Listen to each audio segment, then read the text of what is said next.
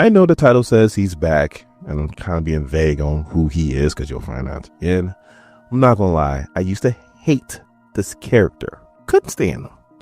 And then one series came out, changed my whole perspective on him. Now, I'm happy that he's actually going to be back. Like, I actually miss this character. Like, I was thinking about doing a whole Eminem Guess Who's Back and, singing that at the beginning, but, I actually want this video to get views, so I decided against it. My name is Dorian, this is SEM Comics. We continue our coverage of Exceptional X-Men with number 7. Our story starts off with $1 Billion Emma. Doing her hair, doing her makeup, doing her Emma thing. And she says that she had a lot of loves in life, but only one true love. When we turn the page, we see, her being married to Tony. It's very recent. Her with Scott, which that was probably the longest one, and other people. And she's like, no, none of these people is what I'm talking about. Those were just, flings. My true love was Krakoa. And I'm not gonna lie, I remember when Hox and Pox happened, which we cover on the channel. Link to the playlist will be in the description. And Emma was kind of against it when Magneto and Professor Xavier went to her. She wasn't really sure.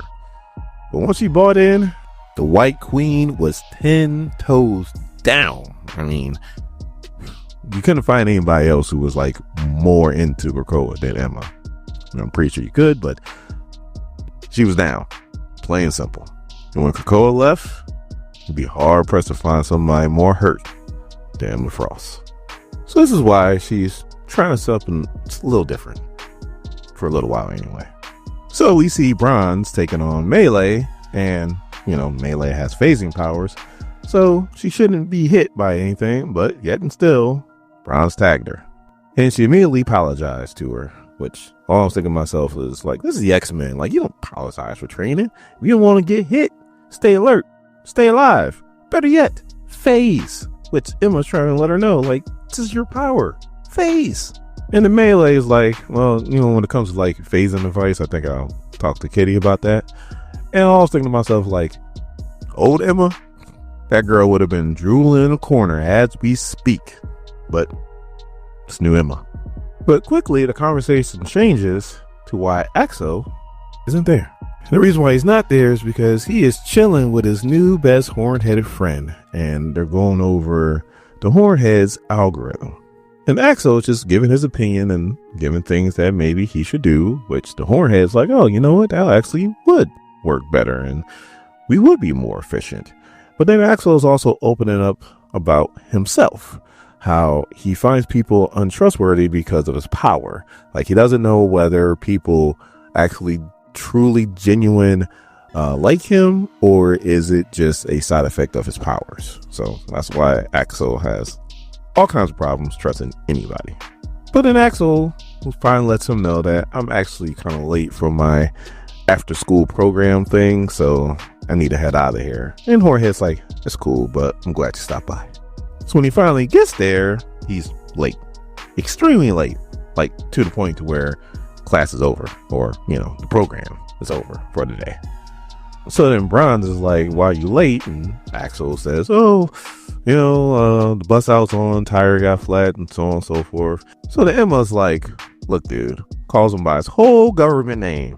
And I was like, being late's one thing, but lying, something a little different. And then he's like, are you reading my mind? And Melee is like, you don't have to read your mind to tell that you're lying. So the Axo just gets all on the offensive and starts yelling at Melee, talking about, well, you left the team and then you decided to come back. And Melee's like, chill, dude. Like, we're just trying to talk. So Emma's like, look, if you have a problem with somebody or you have an issue, we talk it out. We don't yell at each other.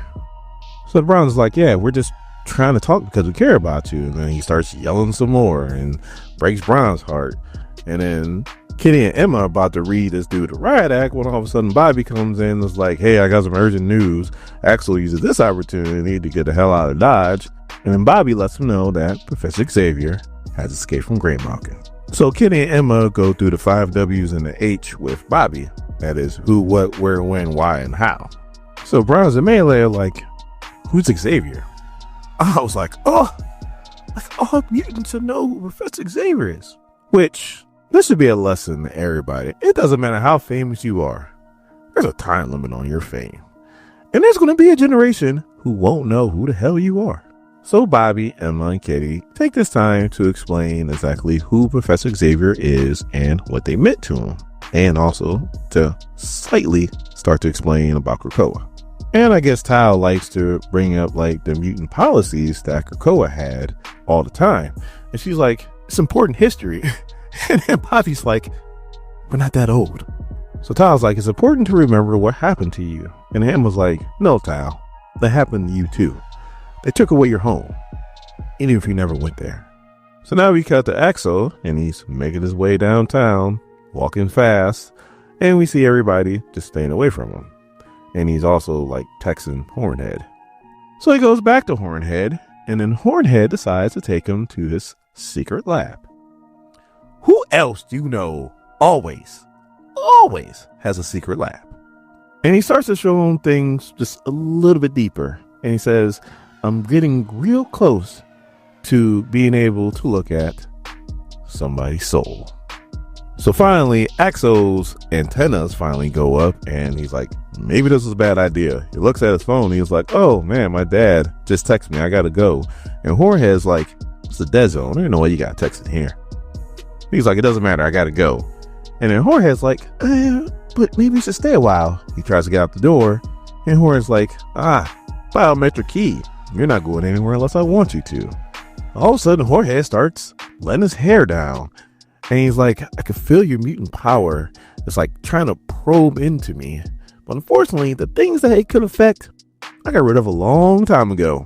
Again, like, I should know who this is. If you don't know, like, oh my God, you should know. So he starts to take off his jacket, and Axo's like, get the hell away from me. And he's like, I shouldn't be doing that. Who talks like that and is a bad guy for the X-Men? Like, who? You guys know who. And he goes, where are your manners? I'm still your boss. You could call me Mr. Sinister, that is. Diamond Head is back in the flesh. This book is about to get really good.